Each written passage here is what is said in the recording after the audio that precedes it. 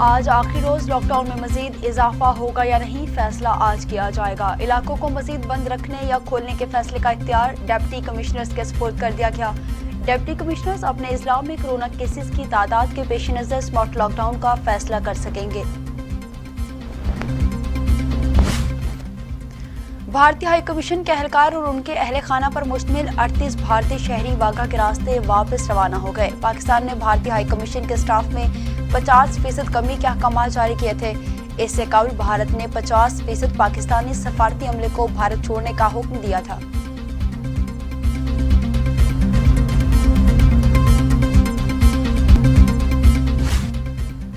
وزیراعظم عمران خان کہتے ہیں کہ بھارت نے پہلے غیر قانونی طور پر مقبوضہ کشمیر کو اپنے ساتھ شامل کیا اور اب مقبوضہ کشمیر کے آبادیاتی ڈھانچے کو تبدیل کرنے کی کوشش کر رہا ہے۔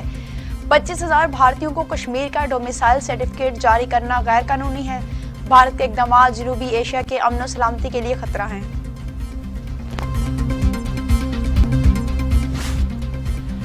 احتساب عدالت اسلام آباد نے توشہ خانہ ریفرنس سے متعلق سماعت نیب نے نواز شریف کو سمن برطانیہ بھجوانے کی رپورٹ عدالت میں پیش کر دی۔ عدالت نے آصف علی زرداری کے قابل ضمانت وارنٹ گرفتاری جاری کر دیے۔ احتساب عدالت نے ریفرنس پر سماعت 11 اگست تک کے لیے ملتوی کی۔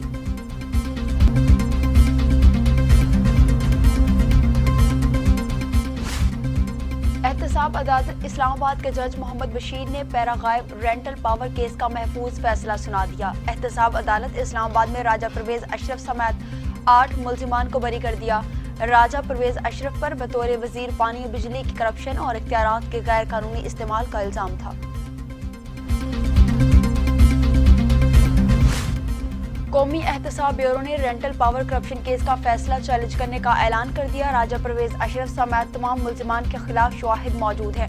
ملزمان کی بربریت کا حکم کالعدم قرار دے دیا گیا۔ پیراغائب ریفرنس میں عدالت کے فیصلے کے خلاف اپیل کریں گے۔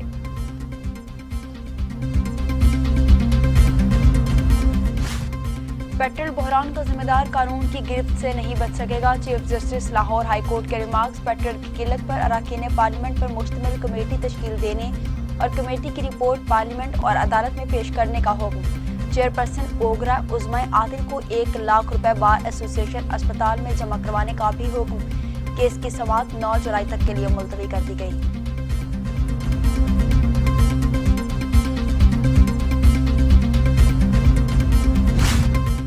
پاکستان اسٹاک ایکسچینج پر حملے کا مقدمہ درج کر لیا گیا، جو ایس ایچ او مٹیاتر کی مدعیت میں CCTD میں درج کیا گیا۔ مقدمے میں انسداد دہشت گردی، ایکسپلوزو قاتل سمیت دیگر دفعات شامل۔ مقدمہ نامعلوم دہشت گردوں کے خلاف درج کیا گیا۔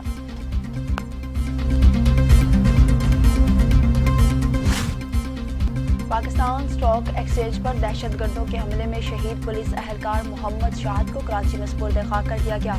نماز جنازہ میں صوبائی وزیر Saeed Ghani, IG Sindh Mushtaq Mahar, DG Rangers Sindh major general Umar Bukhari اور رینجر پولیس کے دیگر اعلیٰ افسران نے شرکت کی۔ کراچی حملے کی تحقیقات میں پیش رفت، واردات میں استعمال ہونے والی گاڑی طارق روڈ سے خریدنے کا انکشاف۔ ہلاک دہشت گرد سلیمان نے CPLCC سے کلیئر کر کے 13 لاکھ روپے میں سودا کیا تھا۔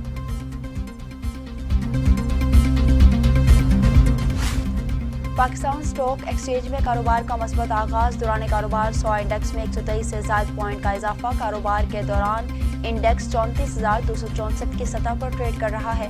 انٹر بینک میں ڈالر کی قیمت میں استحکام۔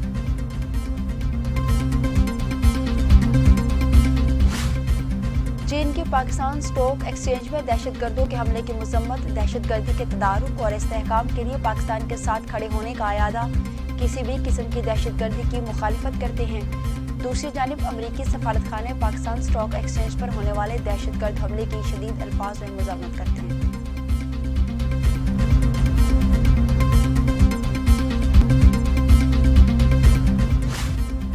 ہاؤسنگ کی تاریخ کے بڑے فراڈ کا انکشاف۔ فراڈی مالکان میں بھی تھرتھلی NOC اور زمین کے بغیر بلیو ورلڈ سٹی بنانے والے اداروں پر دباؤ ڈالنے لگے۔ حساس اداروں کا نام استعمال کر کے NOC حاصل کرنے کی کوشش۔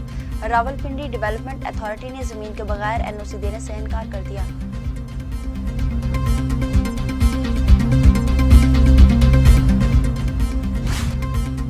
ڈبلیو ورلڈ سٹی کے مالکان سعد نذیر اور ندیم اعجاز کی دھاندلی جاری، غیر قانونی ہاؤسنگ اسکیم کی تعمیرات کا سلسلہ بدستور جاری، پولیس مافیا سے مل گئی، سینکڑوں متاثرین کا ٹی وی ٹوڈے سے رابطہ، زندگی بھر کی جمع پونجی لوٹنے پر مدد کی اپیل۔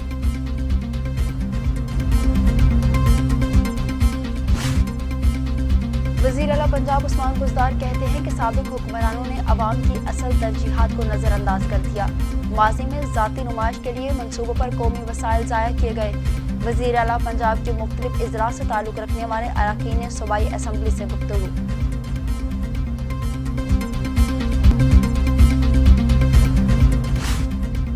گورنر پنجاب چودھری سرور کہتے ہیں بجٹ پاس نہ ہونے کا دعویٰ کرنے والی اپوزیشن جماعتیں آخر کہاں ہیں؟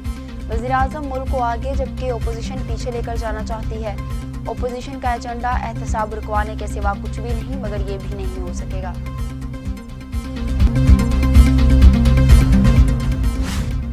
پاکستان مسلم لیگ نون کی ترجمان مریم اورنگزیب کہتی ہیں کہ عمران خان وزیر اعظم نہیں رہیں گے، اعتماد کا دوبارہ ووٹ لیں۔ بجٹ اجلاس میں 160 ووٹ ثبوت ہیں کہ عمران خان قومی اسمبلی میں اپنے اراکین کو بھی اعتماد میں نہیں لے سکے۔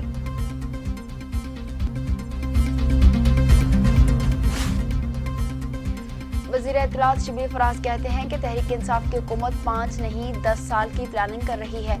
اپوزیشن کے پاس حکومت ہٹانے کے نمبر ہوتے تو قومی اسمبلی میں لے آتے۔ اپوزیشن 8 سے 9 لوگوں کا فائدہ چاہتی ہے اور کچھ بھی نہیں۔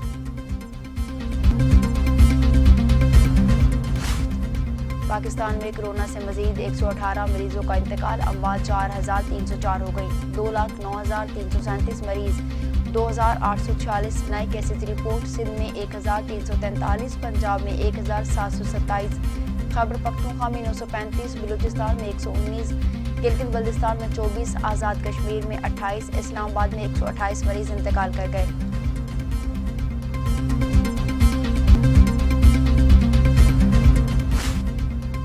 دنیا بھر میں کورونا بے قابو، 1,04,00,000 مریض، 5,08,000 اموات، امریکہ میں 1,28,783، برازیل میں 58,385، برطانیہ میں 43,575، اٹلی میں 34,744، اسپین میں 28,346، میکسیکو میں 27,221 افراد ہلاک ہوئے۔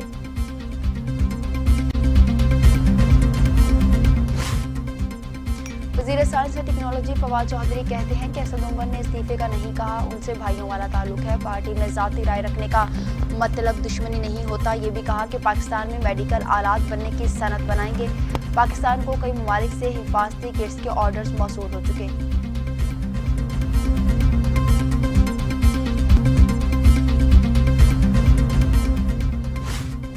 قومی فضائی کمپنی پی آئی اے نے اندرون ملک تمام پروازوں کے کرائے میں کمی کا اعلان کر دیا۔ کراچی، لاہور، اسلام آباد کے لیے یک طرفہ کرایہ 12,000 روپے ہوگا۔ کرائے میں کمی کا فیصلہ موجودہ صورتحال میں مسافروں کی سہولت کے لیے کیا گیا۔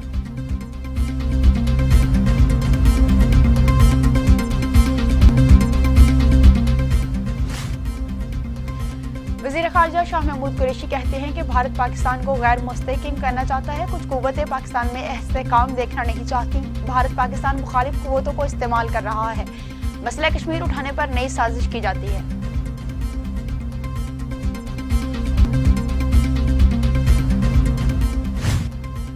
جنت نظیر وادی میں بھارتی فورسز کی بربریت، مزید 2 نوجوان شہید، کشمیری پابندیاں توڑ کر گھروں سے باہر نکل آئے۔ مقبوضہ وادی آزادی کے نعروں سے گونج اٹھی، مظاہرین کا بھارتی فوجیوں پر شدید پتھراؤ۔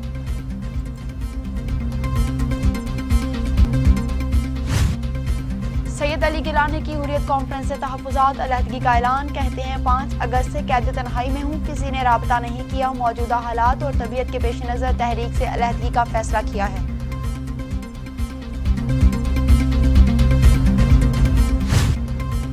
جامشورو پاور ہاؤس سے بجلی کی سپلائی مکمل بحال کر دی گئی۔ رات گئے پاور ہاؤس میں آگ لگنے سے 66 گرڈ اسٹیشنز بند ہو گئے، 10 اضلاع تاریکی میں ڈوب گئے تھے۔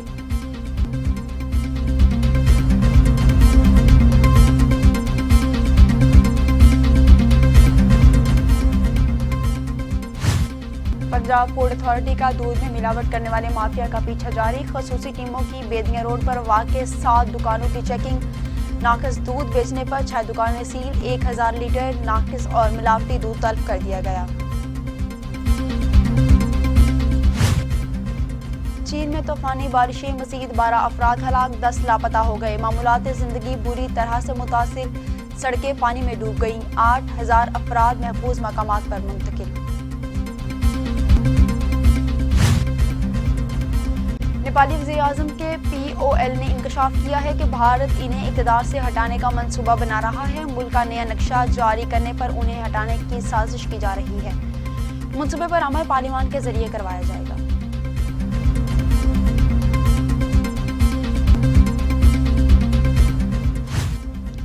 سابق فرانسیسی وزیر اعظم کو اختیارات کا ناجائز استعمال کرنے پر 5 سال قید کی سزا سنا دی گئی۔